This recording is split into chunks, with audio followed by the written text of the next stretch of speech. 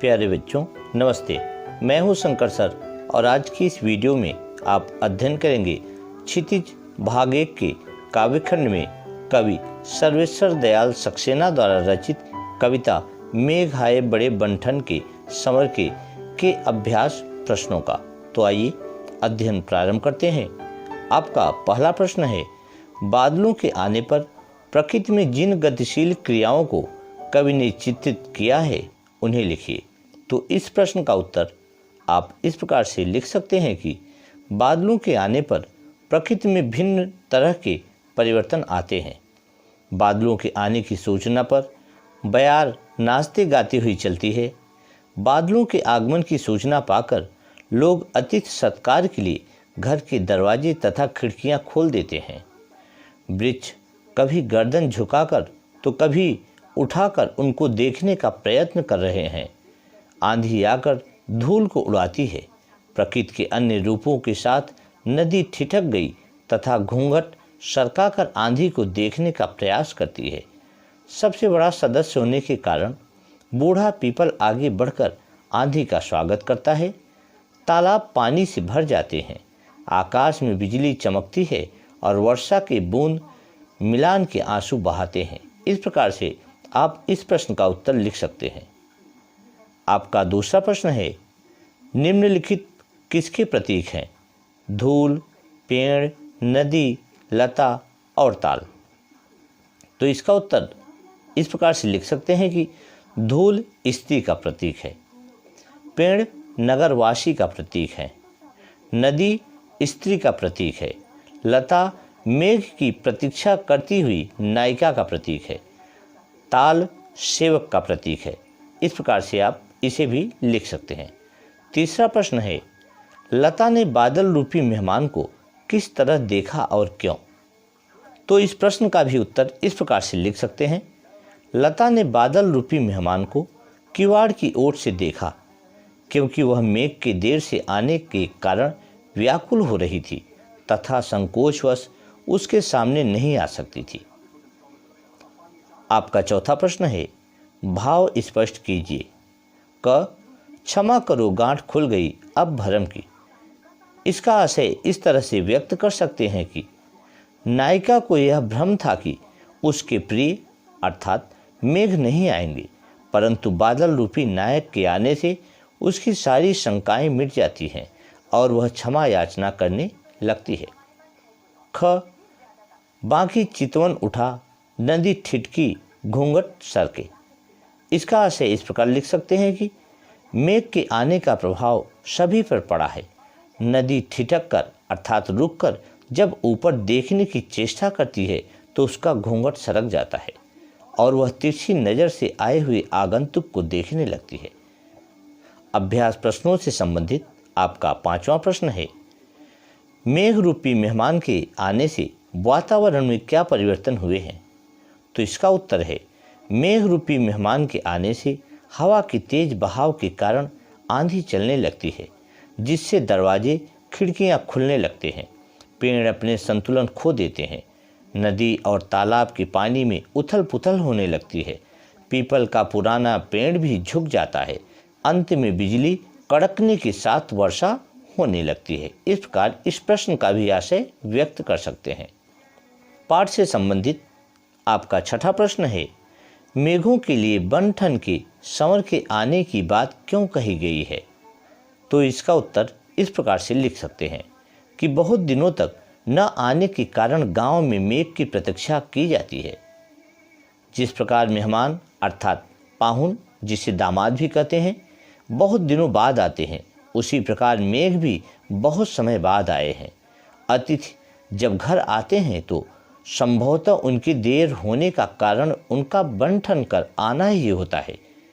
कवि ने मेघों में सजीवता डालने के लिए मेघों के बंठन के संवर के आने की बात कही है। इस प्रकार से इस प्रश्न का भी उत्तर लिख सकते हैं। आपका सातवां प्रश्न है, कविता में आए मानवीकरण तथा रूपक अलंकार के उदाहरण खोज कर लिखिए। तो सर्वप्रथम हम कविता में आए मानवीकरण अलंकार को देखते हैं। नंबर 1, आगे आगे नाचती गाती बयार चली। इन पंक्तियों में आपने ध्यान दिया होगा कि यहाँ बयार का स्त्री के रूप में मानवीकरण हुआ है। नंबर 2, मेघ आए बड़े बंठन के संवर के, मेघ का दामाद के रूप में मानवीकरण हुआ है। नंबर 3, पेड़ झुक झांकने लगे गर्दन उचकाए, अर्थात पेड़ों का नगरवासी के रूप में मानवीकरण किया गया है।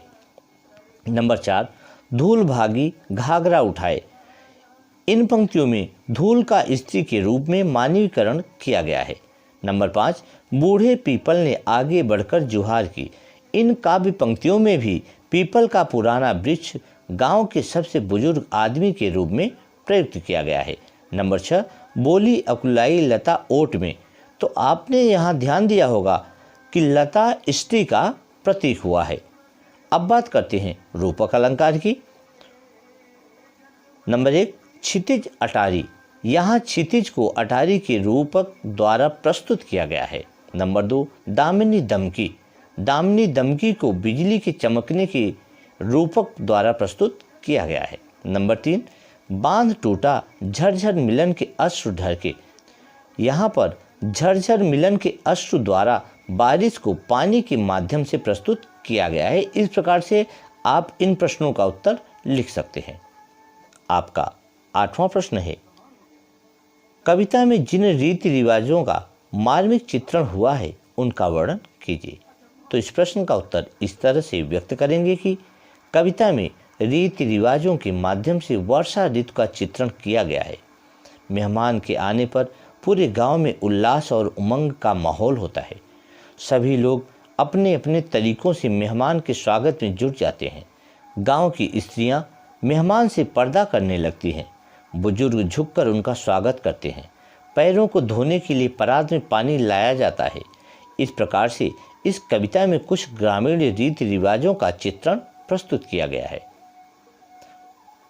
पाठ से संबंधित आपका 9वां प्रश्न है, कविता में कवि ने आकाश में बादल और गांव में मेहमान अर्थात दामाद के आने का जो रोचक वर्णन किया है उसे लिखिए।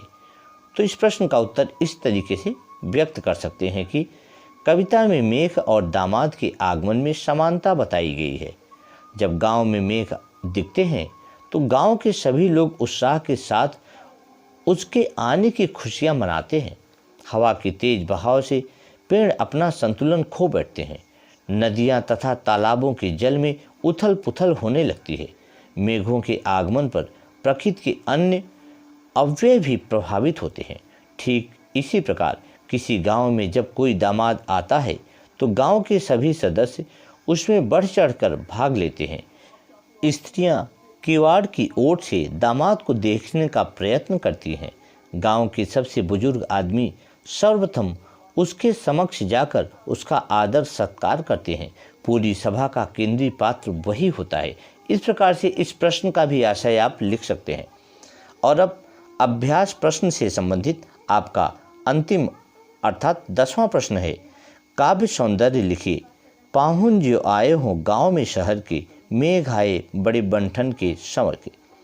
इन पंक्तियों का काव्य सौंदर्य आप इस प्रकार से लिख सकते हैं कि प्रस्तुत पंक्तियों में पाहुन अर्थात दामाद के रूप में प्रकृति का मानवीकरण हुआ है। कवि ने प्रस्तुत कविता में चित्रात्मक शैली का उपयोग किया है। इसमें बादलों के सौंदर्य का मनोरम चित्रण हुआ है।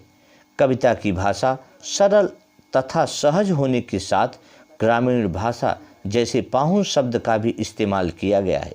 यहाँ पर बंठन में ब वर्ण की आवृत्ति होने के कारण अनुप्रास अलंकार का भी प्रयोग हुआ है। इस प्रकार आप अभ्यास से संबंधित महत्वपूर्ण प्रश्नों के उत्तर लिखकर अपने मनोभावों को व्यक्त कर सकते हैं।